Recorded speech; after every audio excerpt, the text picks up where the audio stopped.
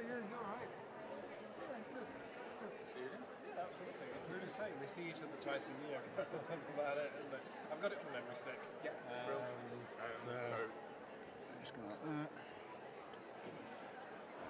Might have gone to sleep.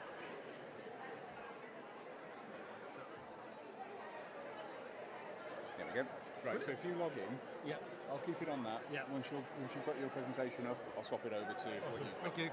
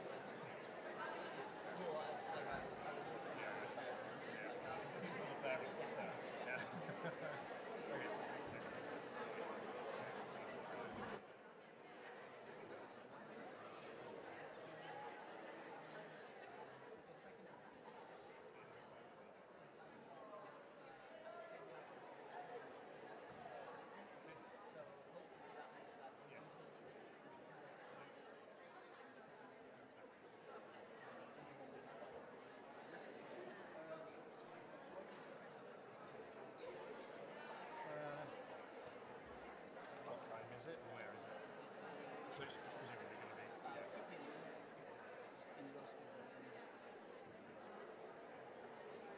Moscow, yeah.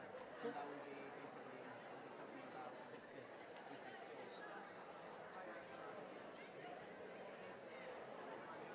Yeah, we just need a few of you. Yeah. So could you just double check with a few more couple? I can go back and start. Yeah, because I mean, the first 20 minutes, finally.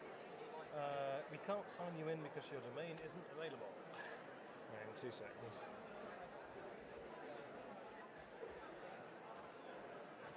Yeah. We can't sign you in, your domain's not available, no network connection, it seems. Right, let me try. Oh, hang on, it's done it now. Oh, See if it does.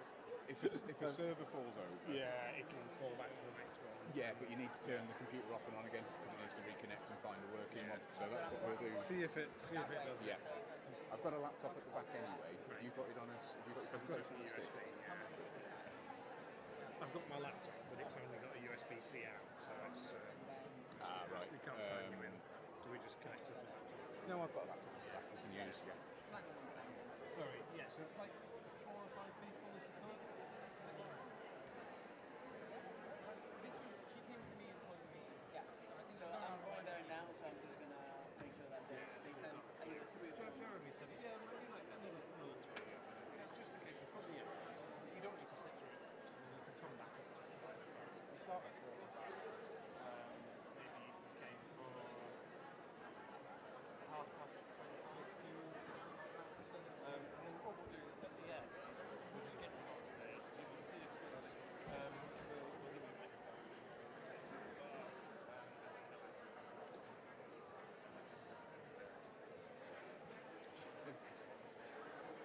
You're going to use. Do you want another microphone? Or Yeah, can we have a microphone? So I'll got have another the 2? copy of it. Yeah. Do you want? How many handheld ones? 2 would be good. 2? Yeah, I'll get you another one.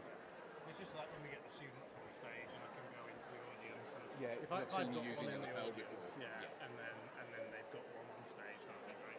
Okay. Yeah. Was it me that did it? Yeah, somebody else. I remember coming up to the last one.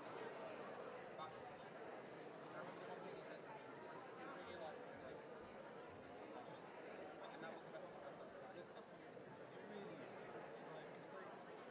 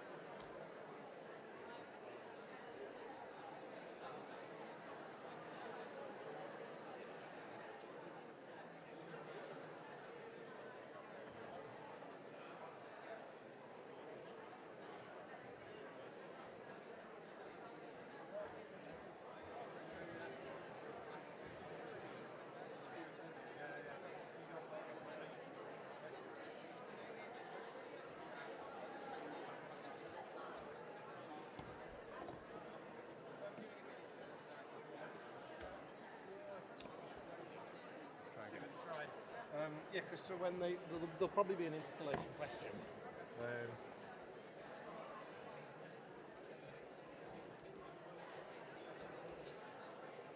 Didn't get this far before. Fingers crossed. See anything to do with network now, and I'm like, is this it? It's not actually asked me to change my password. But, I don't think it will. right. I might just need to change it. I think we were supposed to do it yesterday. I found that I couldn't get on Eduroam this morning. Right. Because it had rolled over. Okay. So, This looks promising, actually. Yeah. No, I mean, you've got a good 15, 20 minutes. See you in a bit.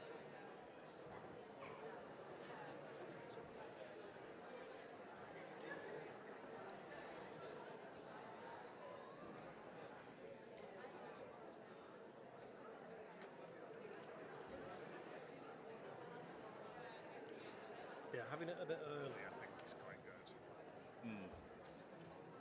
this is looking Because they've all got a par return and things with them.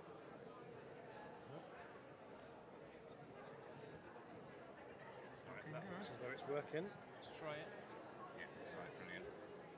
Okay. I've got this ready to go. Right. Should we need to? Does not.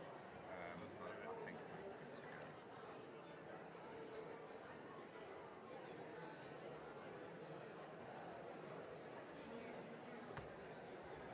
Although, Okay, they're both on ready to go. do not recognise the stick yet.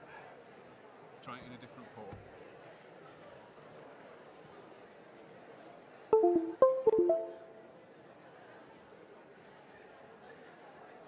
There we go. Oh, there's a problem with the drive. I would just go to it. It'll Yeah, continue without scanning. Yeah. There you go. Is it Garmin on the? Yeah, that's the one. Perfect. Okay. You drag it onto the desktop and run it. Yeah, from I've just checked that it's actually saved the right one. You just do batch. That's the one. Excellent. Right. Brilliant. Cheers. Good to go. We'll turn them up as they're needed. Yeah. The handhelds. Great. So we'll And just keep I'll an eye just on clip it. that one onto you. Okay. Brilliant. Cheers.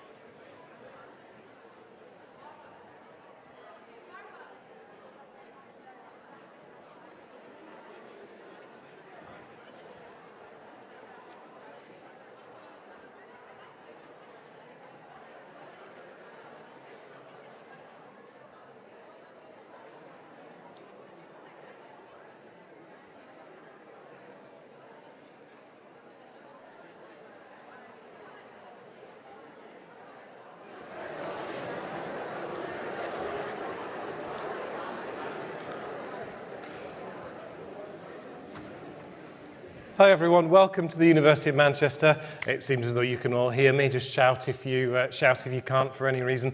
Welcome. I'm aware that this is probably one of the first talks that you've been to, so if you've not been to Manchester before, then welcome to the university and welcome on behalf of the medical school. So I appreciate we've separated you from your parents and from your friends and family, and they're in the lecture theatre just at the top because these. So hello to anyone that's come with you because we're really tight in terms of capacity. So I'm going to talk to you about the medicine programme. I'll talk to you about Manchester. I will talk to you about the structure of the course. I'll talk to you a little bit about how to apply to the programme, what our interviews look like, and what our application process looks like overall. Apologies, I'm a bit hay fevery and sort of coldy today, so if my voice goes at any point, that's why. We'll also have towards the end, we'll have some medical students, some current students who will come in, introduce themselves, and then we'll have the opportunity for you to ask them questions if you'd like to ask them some questions. We'll just give it a few seconds for people to come in, ladies and gents, from the back. Yeah, come in.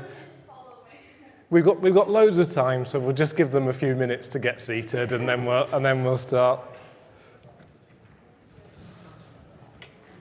So yeah, please do think of some questions to ask us. If there are any questions that you'd like to ask some of our current students, if there are any questions that you'd like to ask me, then feel free.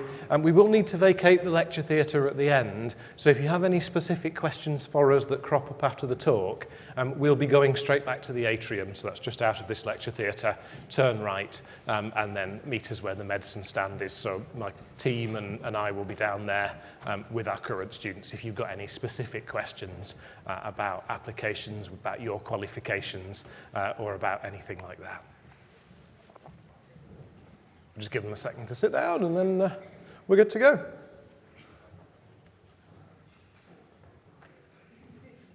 It's a bit warm. I'm regretting the decision to put a jacket on, but I've committed to it now, so it's staying on. All good?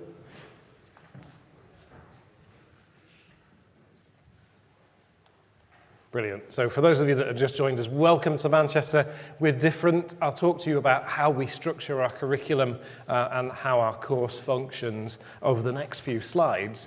But my first, I think probably the single biggest tip that I can give you is try and visit as many of the medical schools that you're thinking about applying to as possible. Some of them will feel right. I appreciate it's not possible to visit all 40-something medical schools. Ladies and gents, if you're at the back, do come down and get a seat. There are stewards to chaperone you to somewhere to sit down. So there are lots of different medical schools. They all have slightly different curricula. You know, if you get onto a medical program, you pass all the exams, you'll become a doctor, whichever medical school you choose to go to. But it's a long time in terms of studying. So you might be studying for 5 or even 6 years if you do a foundation year, or if you take a year out of your studies to intercalate and do another degree while you're here with us. Might even take you a little bit longer if you decide to go down a really academic route and do something like an MB, PhD, if you're really interested in research. So you're talking about being in that medical school and being in that city for at least a minimum of 5 years. So you need to make sure that you like the city, you need to make sure that you like the university, the way that we teach the program, because you'll be a doctor whichever medical school you go to, but you need to make sure that you're a good fit for the program. So it's a two-way process. And I hope that some of you by the end of this talk say, actually, yeah, the Manchester way of doing things, the Manchester curriculum is right for me. And I also hope that there are some of you that say, well, actually, I think I'd learn better somewhere else. Because it's a two-way process. We get about 3,500 applications for 397 places, so we're really selective. But we also want you to be really selective to make sure that you go to the right medical school for you. So if you go online and do some research, you'll see all sorts of acronyms and things banded around. And you'll hear about traditional programs, sometimes call themselves integrated programs. You'll hear about PBL programs and other sort of programs. And realistically, there are no traditional courses, very, very traditional courses left in the UK, and there are no purist PBL programs left in the UK. Every medical school in the UK sits somewhere along this sort of spectrum, this continuum of different ways of teaching. So in Manchester, we were the first university in the UK to introduce problem-based learning back in 1992. But we also have quite traditional elements to the programme, so we're really different in how we structure our course. So we have lectures, we have practical classes, we have dissection classes. We've got a purpose-built dissection room in the Stopford building. We have lots of communication skills teaching. So we actually merge the small group teaching and the large group teaching really well. So at Manchester, you'll be in a lecture theatre at some point with 500 other students. Okay? At Manchester, you'll also be in a communication skills class with 2 other students and 1 tutor. You'll be in a laboratory class with sort of 30 or 40 other students. We're also part of that evolution, so we're continually improving the curriculum. And we're moving from problem-based learning, where you have a group of about 12 students and 1 tutor, to team-based learning, which is basically the same sort of structure. We've got some videos that we've produced and some resources that we've produced over the last sort of year or so to talk about that transition. But it's still the same, it's case-based learning, so that the kind of core of the Manchester ethos is that every week you see a sort of virtual patient, if you like. You follow that patient from their initial presentation, so they might appear in a GP practice, they might appear in the emergency department at the hospital, and you follow that patient through everything that happens to them from when you initially see them through to follow-up. And that's the way that we structure our curriculum, and that's something that we really like. Students learn really well in that way. You might go to some medical schools and they'll have different modules or different sort of themes. So you might have a neurology lecture and a endocrinology lecture and a cardiorespiratory lecture in the same week. Our curriculum's not structured like that. Each week you meet this virtual patient, you have all the lectures and all the practical classes and all the team-based learning sessions that go with that particular pathology. So let's say the first week would be something like hypertension, high blood pressure. The second week might be valvular disease. The week after that might be heart attack, myocardial infarction. The week after that might be something else. Then you'll go on to the respiratory block, and the first case might be asthma, and then the second case might be COPD, and then the third case, dare we say, it might be COVID or something like that. So that's the way that we structure our curriculum, so that we look at a patient and a pathology and associated pathologies each week. So our curriculum is structured according to a block structure that you'll see in a second, and that's how we work it. Part of the evolution towards team-based learning is we're taking that case-based environment where you see in PBL, you see a patient and you have a tutor who guides you through a clinical case.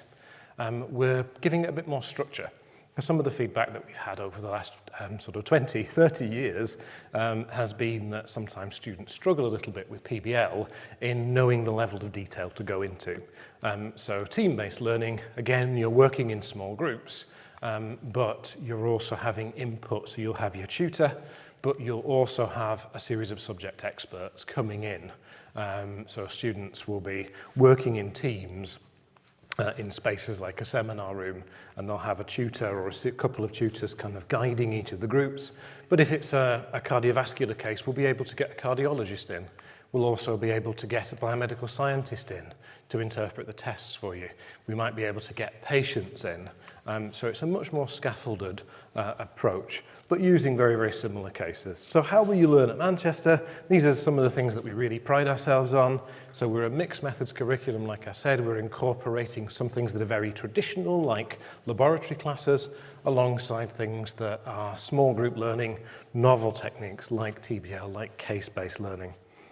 We use a clinical immersion structure, as you'll see in a couple of slides. So the first 2 years you're based at medical school on Oxford Road. So the spiritual home, as you'll see in a couple of slides' time, of the medical programme is the Stopford building, which is just down the road.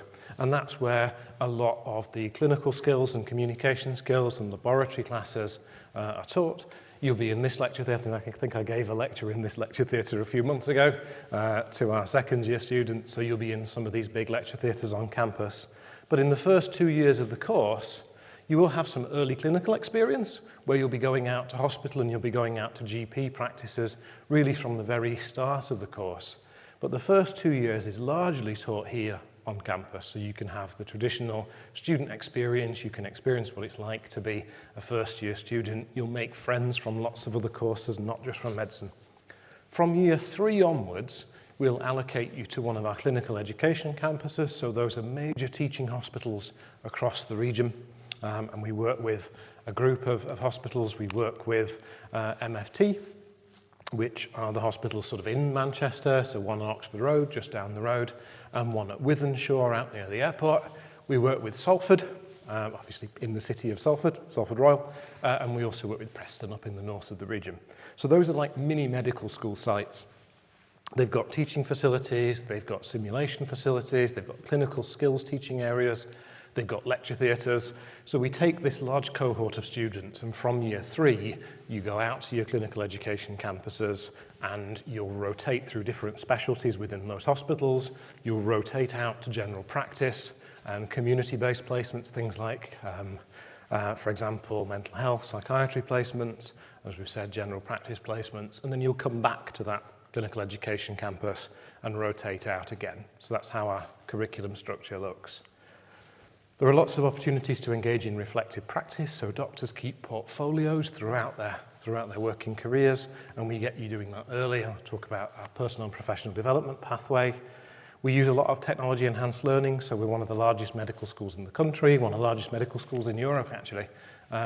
So we can always draw on subject experts. You know, if there's somebody, if there's a lecture that needs delivering, we can always pick a member of staff from the thousands of staff that the faculty has, some subject expert to come in and teach you. So you'll see lots and lots of different people along your journey.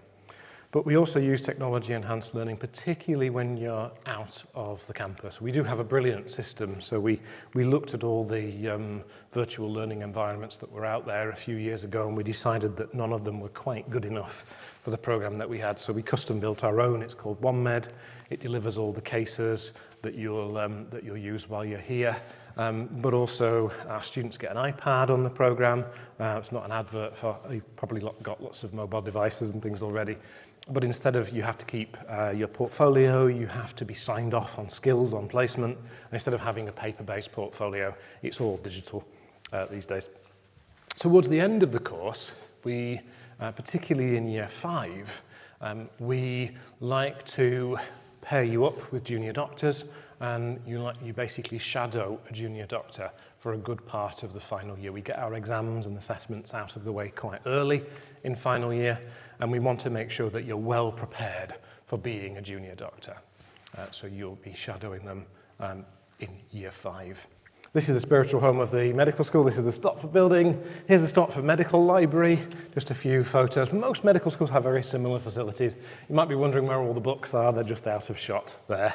But lots of shared study spaces, lots of bookable study spaces. We use lots of clinical simulation on the program, so we've got dedicated simulation facilities here on campus. We get this is a Laerdal SimMan, and it's programmable. Before trying things out on a real patient, you can practice in simulation. We also use lots of simulated patients, so they're actors that are specially trained to behave and to say the things that patients say, so you can practice your communication skills with simulated patients before the real thing. So I've already mentioned a little bit about some of these things, but I'll go into a bit more detail now. So we start off year 1 with a block called Essential Skills. So essential skills, you've all come from lots of different backgrounds. Some of you have come from overseas, some of you have come from the UK, some of you have degrees, some of you have done your A-levels, some of you have done international baccalaureate. So you've all come from very different backgrounds, and we spend the first few weeks of the course getting you used to the Manchester way of doing things in that essential skills block. And then we go into 2 semesters. So we have life cycle and we have cardiorespiratory fitness. So life cycle, and I won't bore you with all the intricate details, basically takes us all the way through from reproduction, embryology, child development and childhood illnesses, all the way through to end-of-life care, senescence, palliative care, that sort of stuff. Cardiorespiratory fitness, as the name suggests, is all of the cardiology and respiratory, so the things that I talked about earlier on, the bread and butter stuff of cardiology and respiratory medicine, everything through from asthma and COPD to all the sorts of things that we talked about with the heart. We've got ECE, which is early clinical experience, so that's a hospital placement and a GP placement in year 1. And we also have ECE in year 2 too. The year, as I say, is divided into 2 semesters. So semester 1 that runs from September through to just after Christmas, and that's when the exams are. and semester 2 that starts just after the exam period in February and runs through until actually about now. Our students had their exams just a few weeks ago. They're here. They're here in the atrium today, so they've not been too terrified by that experience. So mind and movement covers neurology and psychiatry. So it's things like Alzheimer's disease, Parkinson's disease, all the neurodegenerative pathologies that you see. It also includes sort of limbs and back, so musculoskeletal medicine too, as part of mind and movement. You'll look at the dementias, you will look at things like schizophrenia and psychosis and depression and all the rest of it in mind and movement. And then in nutrition and metabolism, you will look at the alimentary system, so the digestive system. You'll look at the kidneys, renal function. You'll look at the urinary system. You will also look at metabolism in the context of endocrinology as well. And then you've covered basically all of the body systems in year 1 and 2 before you go on to year 3. So year 3, you've got general medical and general surgical placement. So it's all about putting into practice. And I won't talk in too much detail about what you're going to do here, because you might want to ask some of our current students who have just appeared at the front. We'll have a few more of them in a few minutes who will be able to talk about what they're doing on placement at the moment and what sorts of things they've seen. But it's general medicine, it's general surgery. It's things like cardiology, it's respiratory medicine, it's healthcare for the elderly. It's all the stuff that's really important that forms the foundations. It's general surgery, okay, things like that as well. And then into year 4, we've got the specialty medical placements. So neurology, dermatology, kind of the specialties that build on some of the knowledge that you've got in year 3, amongst lots of others. You need to urinary medicine, all sorts of other things there. You also have an elective in year 4, so that's your opportunity to go out to see something different. Lots of our students travel overseas during their elective. They go to really exciting parts of the world. Some people go to do educational research or to do other things. Some people stay in the UK, that's absolutely fine. But it's a good opportunity. You can tell us what you did on your elective in a bit. So there's a good opportunity to go and see something different, to see how healthcare's done elsewhere. It's also a nice opportunity to travel or do some research as well on educational elective. On into year 5, I've already mentioned preparation for practice. So we do our exams, we do our exempting exams early in the year, and then that gives you quite a lot of time to work as part of the team in hospital and to work as part of the medical team in general practice and get used to the sorts of things that you'll be doing when you start work as an FY1 doctor after the course. Personal and professional development is all about reflective writing. It's all about keeping a log of the things that you've done. So things like keeping a log of your clinical skills, keeping a log of the interactions that you've had with patients and the things that you've learnt over the course of the program. The assessments are at the end of each semester in year 1 and 2. So we have semester tests. We have both formative and summative, so practice and real, if you like, exams that you'll sit in year 1 and 2. Most of those are multiple choice papers or they're OSCEs. OSCEs are objective structured clinical examinations, and they work very much like the interview that you had or the interview that you'll have for medical school. So you have a series of different stations, and in each station the examiner is asking you a different question. You might have to perform an examination, you might have to talk to a patient, you might have to interpret some results. We have a progress test again that every student sits in each year. In year 3, 4 and 5 we still have OSCEs, we still have multiple choice papers, but we also have procedural skills, we call them UPSAs. Procedural skills, which are things like taking blood, things like recording an ECG, calculating a dose of insulin, all that sort of stuff that you get signed off on whilst you're on placement. And then you're also signed off for each of those placements as well. So that's the basic structure of the course. Feel free to ask us a bit more about it as we go. Now on to a little bit about admissions itself. So that's the sort of questions that you're probably all asking. And feel free to ask us some questions as well.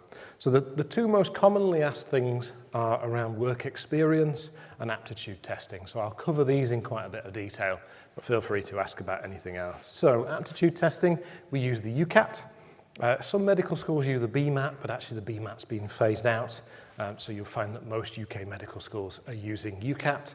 So UCAT is a test that you sit from July. So those of you that are thinking about applying next year need to be thinking about sitting the UCAT anytime from July. It's a test that is it's quite rigorous. It's quite a difficult sort of entrance exam, if you like. It is a multiple choice paper. The best advice I can give you is to do the free practice tests on the UCAT website. There's also a UCAT bursary for people that are from low-income backgrounds as well that's worth looking at. But the UCAT itself doesn't cost a huge amount of money to sit, but it's well worth looking at those bursaries if you might be eligible. And it's the most important thing that we look at as part of your application. Different medical schools do different things, but we're one of the schools that puts quite a lot of emphasis on the UCAT itself. There are lots of different domains. There are different cognitive domains. So the UCAT will test your verbal reasoning. It'll test a little bit of your numeracy and your decision making. And it also has something called a situational judgment test, which looks at how you would respond in hypothetical scenarios. So it's a very thorough assessment.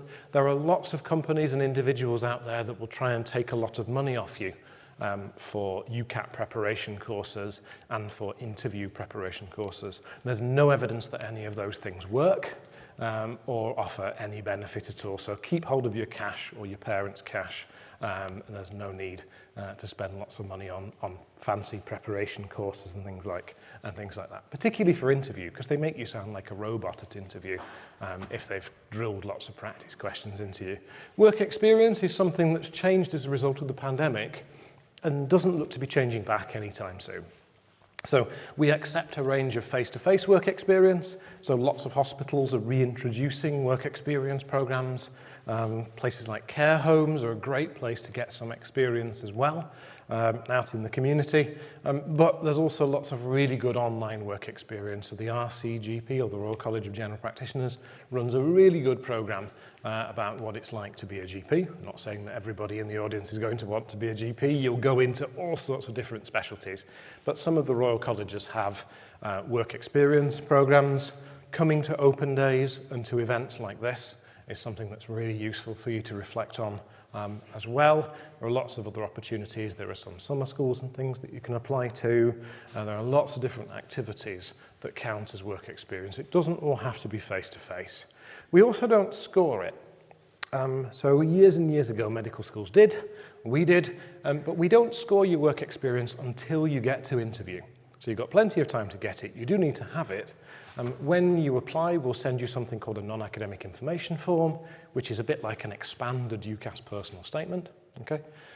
You might be thinking about writing personal statements. We don't read the personal statement at all. We reserve the right to read it if we feel that we need to, but we don't normally read the UCAS personal statement. What we do is we send you a separate form that's an expanded personal statement. So if you've written one already, you haven't wasted your time in doing that, you can copy and paste bits out of it into our extended form that asks about your team working, your work experience, and your motivation for being a doctor. The UCAS personal statement is often a bit too short to get everything in that you need, but we don't score your work experience until you're at interview, although you will tell us about your work experience before on that non-academic information form. Okay. So in terms of, the commonly asked question is, how do I know if I've got enough work experience? And just flip it back on yourself and ask, why are we asking for work experience? Anyone I'll pick on somebody on the front row. Why do we want your work? Why do we ask you for work experience? Yeah. It's like realistic, and it shows you know what studying medicine is actually like. Yeah, I mean, that's really the kind of main reason. So you probably wouldn't have heard, but the lady here basically said it's all to make sure that you have a realistic expectation about what it's like to be a medical student, to be a doctor, and you know what you're letting yourself in for. Okay, and so that you can reflect on those experiences too. If you can do that, you probably have enough work experience. Entry requirements. We've revised a few of our entry requirements. So our standard entry is AAA at A-level, biology or chemistry. There's always a few people, most of you are probably doing your A-levels already, but some of you might be thinking about what subjects to pick if you're here very early. Taking biology and chemistry gives you the option of applying to just about every medical school in the UK. So if you're thinking about which A-levels to take, it is a good idea to take biology and chemistry. If you're not, and you've already picked them, then it's biology or chemistry plus a second science. So you might have biology and chemistry, you might have biology and physics, you might have chemistry and maths. That's all acceptable. And the third subject. It doesn't matter what your third subject is, we don't have a preferred list of subjects. Doesn't matter whether you've done psychology or English, okay? We don't, contrary to popular belief, we really don't mind. If you're picking your A-levels, pick something that obviously your sciences that you need, pick something that you'll do well in and get an A, and pick something that you'll enjoy. We need GCSE grades. So they're basic GCSE grades. We need 7 at grade 7, or if you sat your GCSEs some time ago, A or A star, and you do need to meet a minimum of a 6 in English language and maths. We've recently changed our IB offer, so our IB offer is 36 points. You need to sit your UCAT. We are currently in the process of developing a graduate entry program as well. We still have to finalise some of the entry requirements for that program, but you are likely to need a 2-1 honours degree in a relevant subject. And I'm not going to talk too much about that program because it's still going through the approval process. It will be quite a small course for people that already have degrees, and we'll be putting more information on our website as that goes through that approval process. But at the moment, we have a foundation year and we have a 5-year program.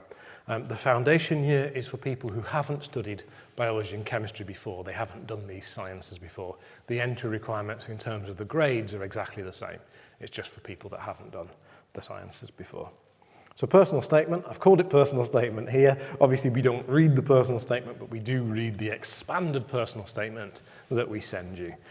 So we want to know why you want to be a doctor, why you want to apply for medical school, and that's really, really important. These forms are all personal to you. There's no right or wrong answers. There are no buzzwords that we're looking for. So it might be that you've always wanted to be a doctor since you were aged 7. And a family member was ill and you saw what the doctors and the medical team did and you thought it was amazing and you've wanted to be a doctor ever since then. Okay? It's a bit cliche, but it is the motivation for some of you. Others might have just decided that you quite like sciences, you quite like people, and you decided that this is a career that combines both of those together. Okay? The motivation section of the form that we send you, and this applies to interview as well, is your personal motivation for doing it. Okay?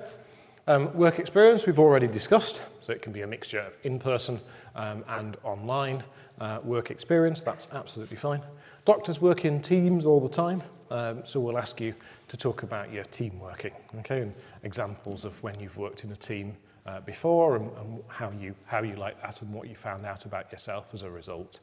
Again, we don't have any preferred things. You'll be surprised by the questions that we get. You don't get 10 points if you're a captain of the rugby team and 8 points if you play the violin to grade whatever it is.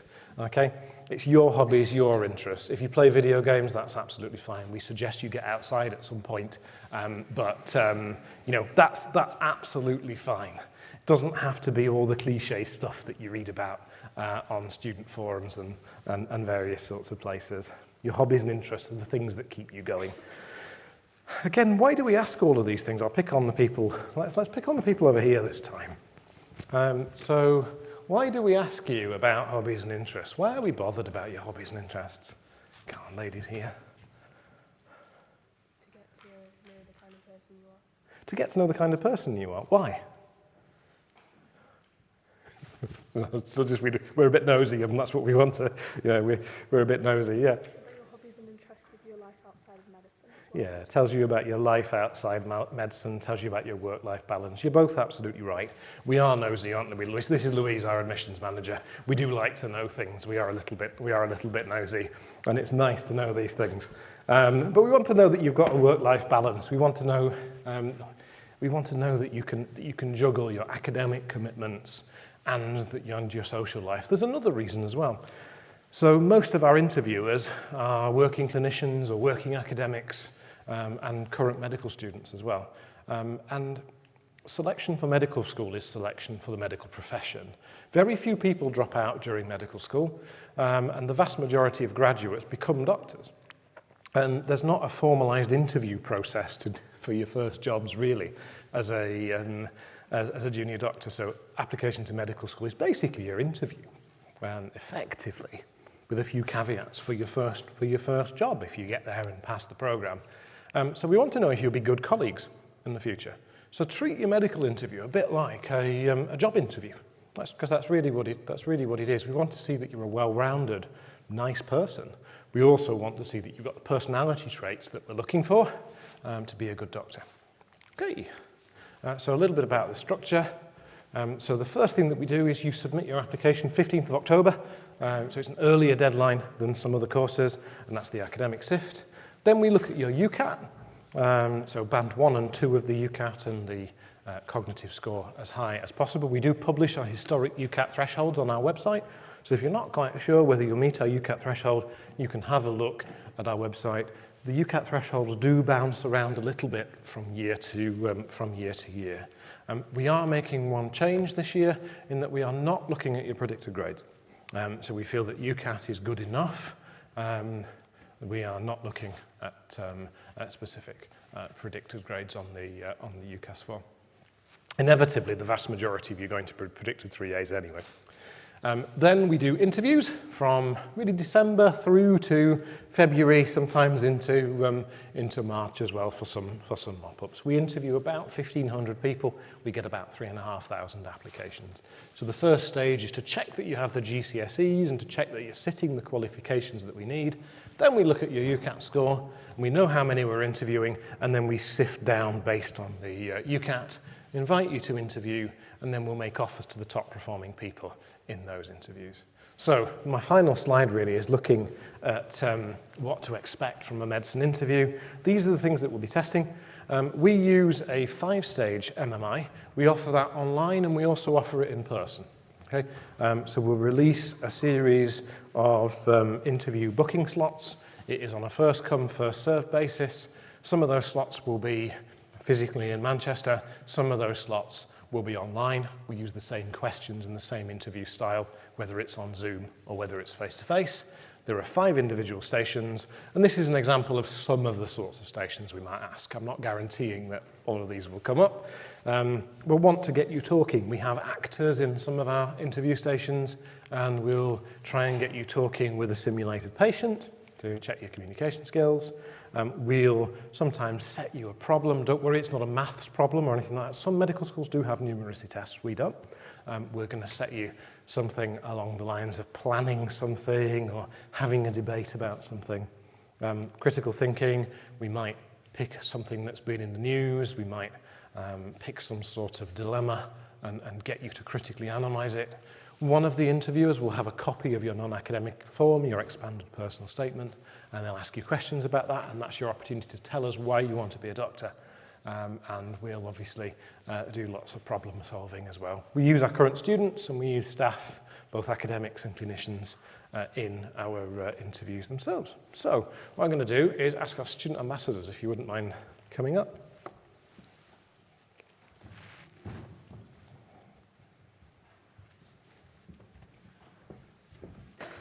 There you go.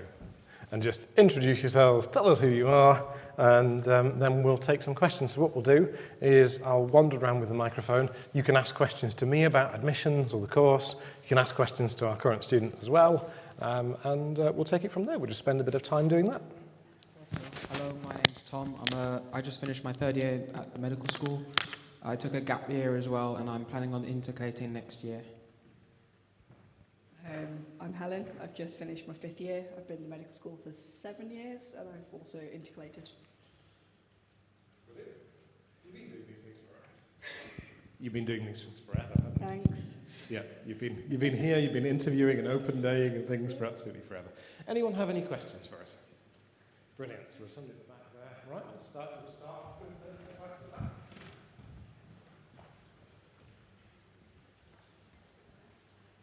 Somewhere around here. What's the best and worst thing about studying here? Worst weather. I don't know. Do you mean sort of uni-wise or city-wise? Both. I mean, if you're in sort of big cities and things, then Manchester's great. There's always something to do. There's always something new being built. So I think every single year I've come across something that I've not seen that's just reappeared or appeared out of nowhere. University-wise, I quite liked how big the cohort was. So it is quite a big cohort compared to some universities, but it does mean that if your groups and things change, you're constantly meeting new people. And then also when you get into clinical years, you do get split amongst base hospitals, so your year group does get a bit smaller at that point. And again, it's quite nice because it means that you don't always know everyone that you're going to be with in third year. So third year, day one, your first day in the hospital can feel like first year, day one, all over again. So everyone kind of ends up in the same position. Yeah. The best thing about Manchester, I'd say, is the city and the vibrancy of it. And in the university, I feel like you feel all the colleagues really enjoy their work and they invest a lot in the students. Especially when you email them, they always reply with a really long email trying to, explain all the things. But it shows their passion for the work, and I really appreciate that. The worst thing, I can't really think of anything specific. I think it's just annoying every now and then that you might come to placement and for unseeable, for circumstances, it might get cancelled. But these things happen, and you kind of appreciate that. And that's the same for anywhere you go. But like I said, I really do appreciate the effort that all the colleagues have put in. And like you can see when you come to the university, they invest a lot in trying to make the student experience as good as possible. Brilliant, thanks. Anything else that anyone wants to ask? Yeah. Do you want to shout out and I'll... How much contact time do you get with tutors? Do you want me to do that one? Do you want to do that one? It's kind of dependent. It's also dependent on what year you're in at the time. So first and second year, you've kind of got different points of contact. So you'll always have, is it TBL next year? Yeah, TBL next year. TBL tutor, who you'll always be able to contact if you've got issues with the actual content itself. When it comes to more sort of pastoral side, there is a pastoral support team as well. And if you're ever under their radar, they will be chasing you up to make sure you're okay. So there's different points of call for different things, but there is always someone there. Contact hours, learning-wise, lectures are they? Lectures still optional to go to, but they're recorded, so they're not optional to do. Technically. Oh, it's brilliant, isn't it? Yeah. We do like you to turn up, but they are all recorded by the system. But you've got about 8 hours of lectures a week. But everything else is normally registered, so that can range from a few hours a week, sort of in first year, to probably double that by the end of second year, depending on how much anatomy and stuff's going on at the time. And then for third year, you have third year, fourth year, and fifth year clinical, and you have sign-off. So you'll have a supervisor who will be supervising that placement. Normally, you'll end up in clinic with them at least once a week, so you'll be seeing them then. But you also have a lot of sign-off forms that you have to get done for things like ward rounds and that kind of thing. So the contact hours go up quite significantly for third to fifth year. But that's mainly to get the hours in for sort of shadowing and things like that. Thank you very much. Yeah, I think it's probably fair to say that you're treating years 3 to 5 as a full-time job. And I suppose year 1 and 2, you've got a bit of flexibility to get involved in socials and things like that. And Wednesday afternoons tend to be free. It is a good idea to come along to the lectures in person. I did say even though they're recorded, there's a podcasting system that records them all. It is a good idea to come to them in person, obviously. Anything else that you want to ask? Yeah. Which A-level subjects are considered sciences? So biology, chemistry, physics, maths, psychology. Anything else, Louise, that I've missed? Good. Isn't EPQ at all beneficial to the medicine? It can be. Isn't EPQ beneficial? So it can be useful because it gives you some essay writing skills and things like that. It can also be useful, so it won't form part of your formal offer. So your offer will be based on your A-levels or IB or whatever qualification you're taking. But if you drop a grade on A-level results day and you have, you have an EPQ at a high grade, it can be useful if you're a sort of borderline case, particularly if you've just fallen short of your A-level offer. It doesn't form part of the formal 3A offer that you get. Good question, though. It can be helpful. Anything else that anyone wants to know? Yeah, two here. Just to check, you're not looking at predicted grades this year, right? We are not looking at predicted grades yet, quite right. How did you both find the interview process? I personally, when I did it, it was before COVID, and I did it in person. Retrospectively, Manchester was one of the friendliest interview processes I did. You really don't feel like anyone's trying to catch you out. I think that's the idea that you think you're going into, they're trying to catch you out, but like Drew was saying, they're trying to get to know you as a future colleague, and it's very friendly. It's very easy. You just feel like you're having a conversation. I remember it as overall a very pleasant experience from the get-go. I remember meeting the student ambassadors in the morning. You get to sit and chat with them. If you have any last-minute questions about the university, you can ask them. Then you go in for your interview, and you can get a little tour of the medical school afterwards. So bear in mind my interview was January 2015. It was slightly different. But again, similarly, it was still the MMIs, it was just run differently because it was quite a while before COVID. But again, I think it was a similar sort of situation with, it was very friendly compared to other interviews I'd been to. The one thing I did like about Manchester is they kind of let you reflect throughout the interview as well. It's not kind of, you get to the interview, you leave, and then you go, oh wait, they sort of get you to reflect on things you're doing as you're doing them as well. Which I kind of found really helpful at the time, because you sort of then, it gives you time to think as well. So when you're in the interview, because you're going to walk in, you're going to go blank. But it gives you time to actually sit there and think, and then you get a chance to sort of go through it all afterwards. And because the student ambassadors are around as well, there's always a friendly face there. So even if you don't think it's gone well, you can sort of step out. There'll be someone there that you've been seeing since the start of your interview, and just get on with the next one. Good point, actually. I think we are quite a friendly med school. I love how everyone turns around. We are quite a friendly medical school in terms of our interview style. We're quite conversational. Don't let that lull you into a false sense of security. You will go to some other medical schools and it will be much more formal. Yeah, we are fairly conversational. By the time we get you to interview, we're happy with your academic performance. We're happy based on the UCAT that you can do it academically. We're looking for skills and personality rather than knowledge specifically. So one there.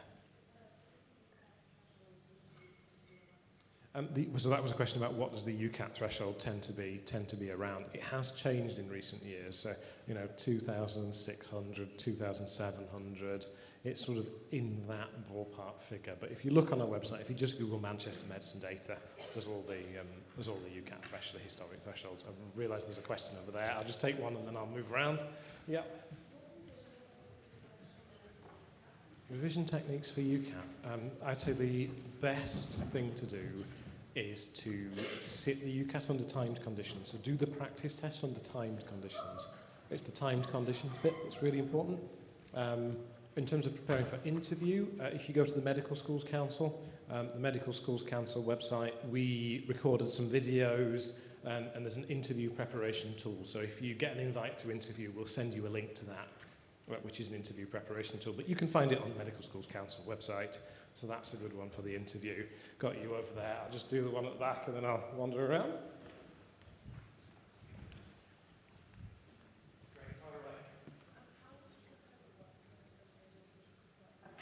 Ooh, how would you compare the workload from A-levels to starting medicine?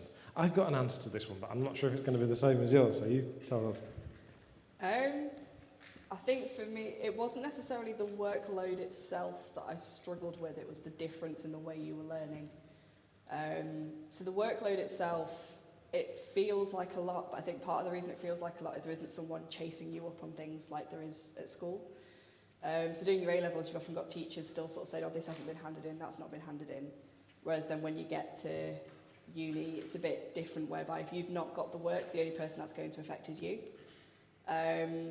There is a lot, and it feels like a lot at the time. Everyone also comes in from different backgrounds as well, so people have done different things at school, so people have different areas of their own knowledge. So for some people, there could be topics whereby they just need to read over it and they understand it straight away, whereas for some people, if they've not done that subject, it could take a bit longer. So I think it does balance out. So for some weeks, the workload can feel like a lot, but then there'll be other weeks where it doesn't feel as much for you, but could feel like significantly more for other people. Agreed, I think. I think that's a good summary. None of undergraduate medicine is particularly hard. I know that sounds like a very strange thing to say. It's the quantity of it. So the level of difficulty goes up a little bit, but it's just the amount of it, isn't it? Like the enormousness, not even a word, or the enormity of medicine and medical knowledge, just absolutely vast, isn't it? The whole of first and second year is basically learning everything that's normal. So the way I've always kind of explained it, first and second year, you've got to learn everything that's normal. Third and fourth year is where you start to learn the abnormal, and fifth year is whether you're a safe doctor or not. Yeah, that's a good point. And actually knowing the level of detail, because you can never know everything. I think one of the major shifts in from being an A-level student to being an undergraduate medical student is that you can learn the whole of A-level biology. You know, you've got a specification, you've got a syllabus, you can go through it and you can tick stuff off. You can't learn the whole of medicine, it's just not possible. It's absolutely not possible to do that. So you need to prioritise the things that you personally want to learn as well. I know everybody needs a certain minimum level of information and minimum level of skill, but you can never know everything. And actually, it's being comfortable with the fact that you'll never know everything. If you asked me some of the questions that I could probably answer in first year now, I wouldn't be able to give you an answer, because you definitely go into slightly too much detail at the start of first year before you realise, which kind of adds to your own workload at the time. But you definitely start to learn what you need to know and what's extra info. Question there?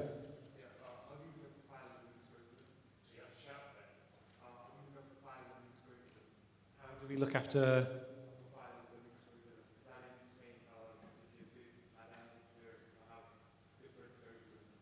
Oh, you mean, so I think I've got what you're saying. So how do you, if you've done a different qualification pre-A level, is that what you're asking? Yeah, so what did you do? Okay, yeah. So if you're not quite sure, we've got a list of international equivalencies on our website, and if you're still not sure, then you can email us and we'll tell you the equivalencies. But yeah, so we accept the vast majority of European qualifications. We accept qualifications from across the world. You know, Singapore, India, Malaysia. We get some US, we get some Canadian. You know, we get people from all around the world. So yeah, we'll give you an equivalent and we'll let you know before you apply. Yeah, good question. Yeah. Okay, so that'll be.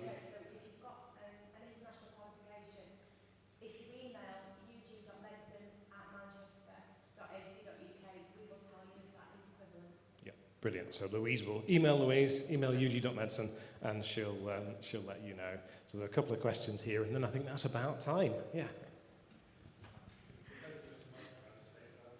On placement, are you ever sent outside of Manchester for a really long period of time? So what do you mean by Manchester? Do you mean the city of Manchester itself? Yes. So depending on which, so we've got quite a wide geography. So depending on which sector, which clinical education campus you're based at, and you're randomly allocated to those at the start of, in second year, but you're allocated to those for the start of year 3. So you could be allocated to MFT Oxford Road, MFT Wythenshawe, to Salford or to Preston, and then you'll rotate out to district general hospitals and community placements from that trust. So yeah, you could find, so the one trust that's most contained, that's most self-contained is Preston, and it is the furthest away. So we give people the option of saying actually they want to go there, and we often have lots of local students that prefer the Preston Trust. The rest is all randomly allocated. If you're based at MFT Oxford Road, they have some placements on the Isle of Man. There's a hospital accommodation there when you go out there. We've got some placements in North Wales. We've got Leighton Hospital in Crewe. So you will in year 3, and this is pretty much the same. Year 3, 4, and 5, pretty much the same for most medical schools. You'll not just be at one hospital or one GP practice for the entirety of the programme. You look at all the other medical schools in the UK, a few of them are very self-contained and they tend to be the smaller schools, but you will be rotating out. You'll not be rotating out across the region all the time. What we do tend to find is that in year 3, people move out of the city centre and student accommodation, and they get a shared house with friends near their base hospital. So that's how we tend to work that. I appreciate that you've got loads and loads of questions, but we're coming to the end of our slot. Oh, we've got 5 minutes. Okay, any other questions then? We've got 5 minutes. Brilliant. Yeah. I was just wondering if either of you had done an elective and where you did it. So I've done an elective, however, my elective was the first year post-COVID. So most of the international sort of programs and things, people often apply to programs like New Zealand and places like that. A lot of them weren't accepting until 2024. They shut them down for years. So I did my elective in Nottingham. I did it in ITU in Nottingham. It was pretty easy to set up. People do, like the people on elective, there's not many fourth years here at the minute because most of them are on electives, but a lot of them have gone sort of far and wide, worldwide now. So it's starting to open up again. It was just post-COVID, it took a couple of years for it to come back. Yeah, it was the time when international travel wasn't really possible, was it, unfortunately? We got one in the couple there. Yeah, fire away. What sort of makes a good or impressive interview? What makes a good or... Do you mind if I take this one? I'll waffle, I suppose, but good or impressive interview. You're not looking to stand out, okay? You're not looking to be sort of unique and sort of stand out. I know that seems a bit weird to say. Treat it as a job interview. And you're looking, so there's a document on the General Medical Council's website called Good Medical Practice.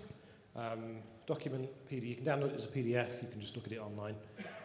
That outlines all the values and behaviours and sort of personality attributes that make a good doctor, and that's what we test at interview. So there's sort of no magic formula to it. It is just, actually our interview is testing those criteria, because those are the criteria that you need to be a good doctor. So you're almost looking to, each of the interview questions will tackle some required communication skills, for example. You just need to be able to demonstrate good communication skills. Often we find, I'd say don't over-prepare. We find people, the classic one is the ethical principles, yeah? Justice, autonomy, etc., all non-maleficence, all the rest of it. People will often try and shoehorn those into an interview answer to something that we weren't asking. So just be careful that you're not too over-rehearsed for your interview as well. Go into an interview having a few bullet points. You know you're going to be asked why medicine. You know you're going to be asked something about work experience. You know that you're going to have to communicate with someone and demonstrate some knowledge about what it's like to be a doctor or to be a medical student. But don't over-rehearse and don't over-prepare, because you sort of sound overly robotic when you go into those things. And it's a bit like A-level exam questions. I'm sure your teachers tell you to answer the question that's asked, not the question that you think has been asked. So if you prepared for us to ask you something about, I don't know, end-of-life care or assisted dying or that sort of stuff, and we give you a question that's subtly similar to one that we've used in the past, but still different, you don't want to answer the question that we've asked necessarily in the past. So just be yourself. That's the best way to do well at interviews. Just be yourself. Yes, there's a question there. Probably just read you.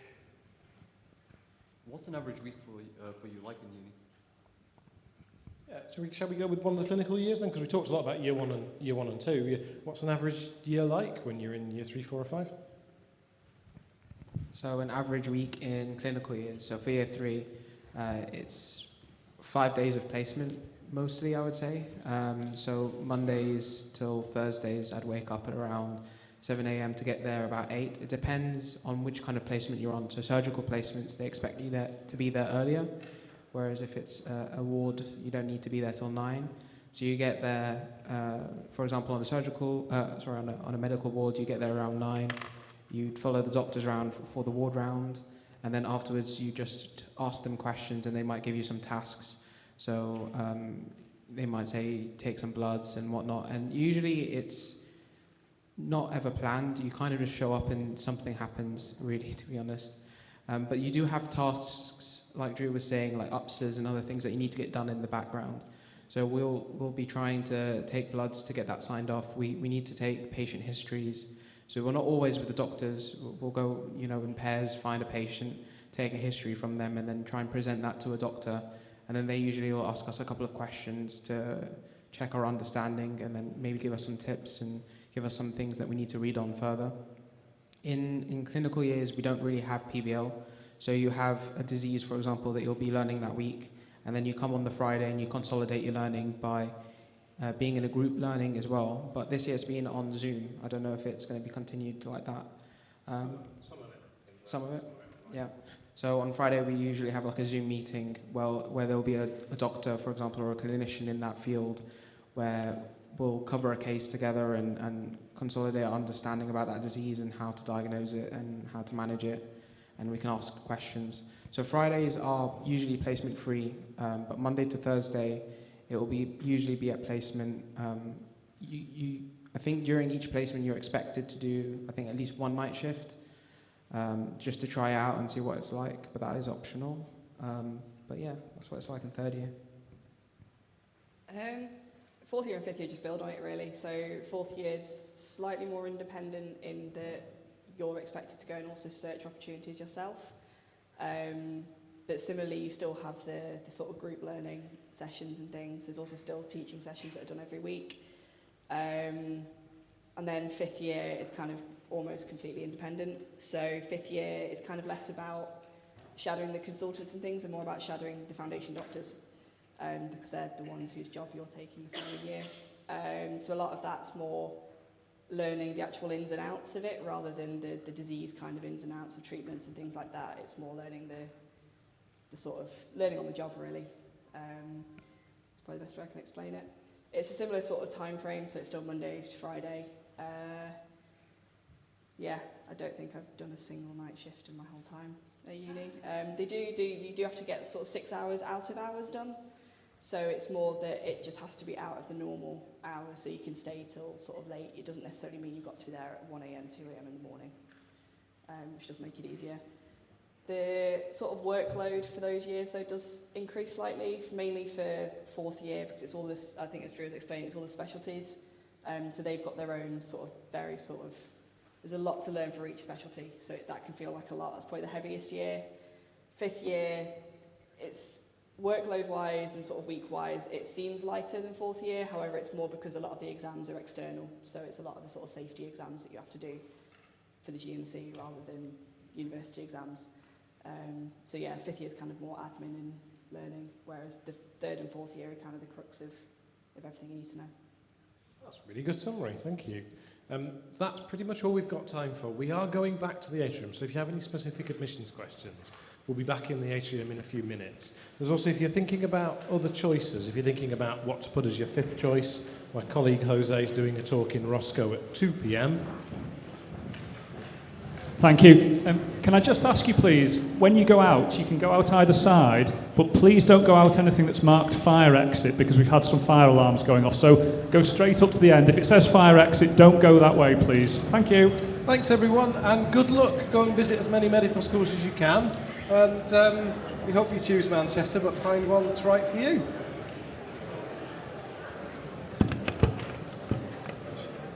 What do you do with these? Do you turn it off down here? I think he does it.